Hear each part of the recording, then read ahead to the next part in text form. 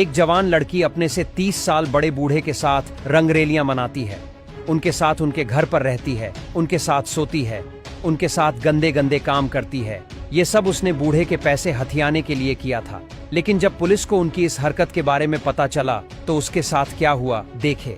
कहानी की शुरुआत लीजा नाम की एक नर्स से होती है।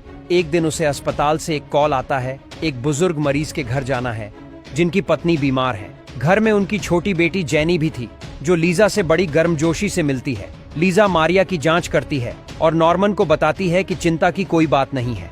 कुछ दवाइयां देकर वो वहां से जाने लगती है। अगले दिन लीजा फिर नॉर्मन के घर आती है मारिया को दवा देने। जाने के बाद मारिया जेनी से कहती है कि लीजा एक समझदार और दयालु लड़की है। लेकिन जब जेनी नीचे आती है तो वह लीजा और नॉर्मन को हंसते हुए देखती है, जिससे उसे शक होता है। जल्द ही मारिया की तबीयत और बिगड़ जाती है और उसकी मृत्यु हो जाती है। नॉर्मन दुखी होता है लेकिन पूरे धार्मिक रीति रिवाज से अंतिम संस्कार करता है। इस दौरान लीजा उसका साथ देती है। एक दिन लीजा नॉर्मन से मिलने उसके घर आती है और उसे चूम लेती है। नॉर्मन थोड़ा असहज होता है लेकिन उसे लीजा की मौजूदगी सुकून देती है। धीरे धीरे दोनों करीब आने लगते हैं और एक दिन लीजा नॉर्मन के साथ उसके घर में रात बिताती है। कुछ समय बाद नॉर्मन अपनी बेटियों से कहता है कि वह लीजा से शादी करना चाहता है। सारा तो खुश होती है लेकिन जेनी विरोध करती है।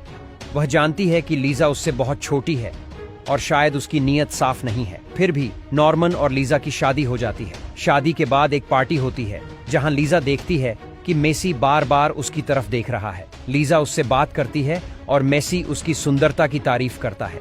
धीरे धीरे दोनों का रिश्ता गहराने लगता है। एक दिन जेनी घोड़ों के स्टेबल में जाती है और देखती है कि लीजा और मेसी साथ हैं। वह गुस्से में लीजा को धमकाती है कि वह सब नॉर्मन को बता देगी, लेकिन लीजा उसे डराने की कोशिश करती है। नॉर्मन मुझसे बहुत प्यार करता है, वो तुम्हारी बात पर यकीन नहीं करेगा। जेनी उलझन में पड़ जाती है। तभी उसका दोस्त जॉन उसे समझाता है कि अगर वह सच नहीं बताएगी तो बहुत देर हो जाएगी। जेनी नॉर्मन से सब कहती है लेकिन नॉर्मन गुस्से में आकर उसे डांट देता है। हालांकि शक उसके मन में घर कर जाता है। रात को नॉर्मन लीजा से कहता है, सबने मुझे सच बता दिया है, क्या तुम्हारा मेसी के साथ रिश्ता है? लीजा साफ साफ कबूल कर लेती है। वो कहती है, तुम मेरी जरूरतें नहीं पूरी कर पाते, इसलिए मैं मेसी के पास गई। नॉर्मन गुस्से से कांप उठता है। मैंने अपनी सारी जायदाद तुम्हारे नाम की थी, लेकिन अब सब वापस ले लूंगा।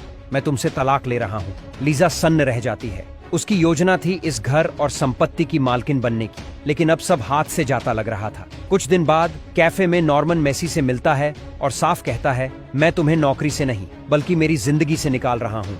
ये कहकर वह जाने लगता है, लेकिन तभी चक्कर खाकर गिर पड़ता है। लीजा भागकर आती है और बताती है कि नॉर्मन का ब्लड प्रेशर बढ़ गया था। जेनी चाहती थी कि उसे अस्पताल ले जाया जाए, लेकिन नॉर्मन मना कर देता है। उसी शाम नॉर्मन दोपहर के खाने पर मेसी और जॉन को बुलाता है और कहता है यह उसकी मृत पत्नी मारिया का जन्मदिन था। लीजा माफी मांगने की कोशिश करती है, लेकिन नॉर्मन साफ कह देता है कि वह उसे कभी माफ नहीं करेगा। डिनर के बीच नॉर्मन अपने कमरे में चला जाता है।